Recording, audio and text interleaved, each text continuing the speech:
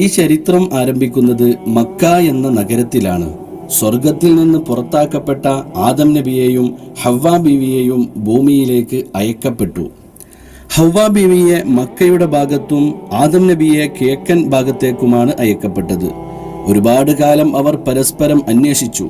അവസാനം ആദം നബി അലൈഹിസ്സലാം അറേബ്യൻ ഉപദ്വീപിലെ മക്കയിലെത്തി. മക്ക നഗരത്തിന് അടുത്തുള്ള അറഫ പർവ്വതത്തിന് മുകളിൽ വെച്ച് അവർ തമ്മിൽ കണ്ടുമുട്ടി.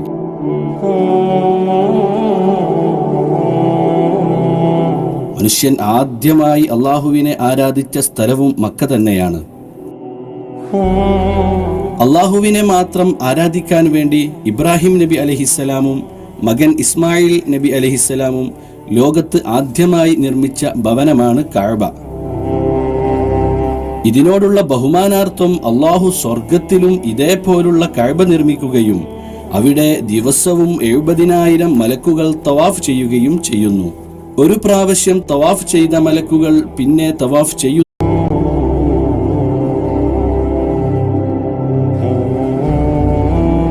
അങ്ങനെ ഇബ്രാഹിം നബിയും മകൻ ഇസ്മായിൽ നബിയും കഅബയുടെ പണി പൂർത്തിയാക്കിയപ്പോൾ ഒരു കല്ല് വെക്കാനുള്ള സ്ഥലം ബാക്കിയായി.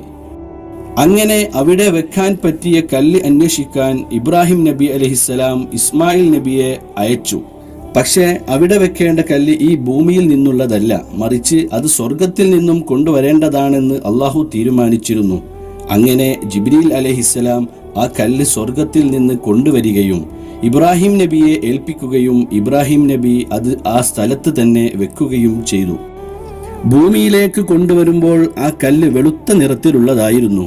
പക്ഷേ ഭൂമിയിലെ മനുഷ്യരുടെ പാപത്തിന്റെ വർധനവ് കാരണം കല്ലിന്റെ നിറം സാവധാനം മാറിത്തുടങ്ങി. അവസാനം അത് കറുത്ത നിറത്തിലുള്ള കല്ലായി. കാലം കടന്നു പോകുന്തോറും മക്ക നഗരവും വികസിച്ചു കൊണ്ടിരുന്നു. അവിടത്തെ ജനങ്ങൾ അപ്പോഴും അള്ളാഹുവിൽ മാത്രം ആരാധിച്ചു ജീവിതം നയിച്ചു.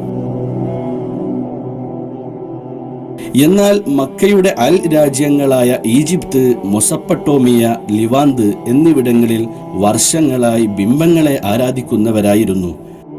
അംർ ബിൻ ലുഹൈ എന്ന ആൾ മറ്റു രാജ്യങ്ങളിൽ പോയി കച്ചവടം തുടങ്ങിയതോടെ മക്കയുടെ സ്വഭാവം മാറിത്തുടങ്ങി. അദ്ദേഹത്തിന്റെ യാത്ര വടക്കുഭാഗത്തേക്ക് പോയി. അങ്ങനെ അദ്ദേഹം ലവാന്തിലെത്തി. അവിടെ വെച്ച് അദ്ദേഹം ആധുനിക ശില്പകലയും പുതിയ സാഹിത്യവും മനുഷ്യർ ബിംബങ്ങളെ ആരാധിക്കുന്നതും അദ്ദേഹം കണ്ടു.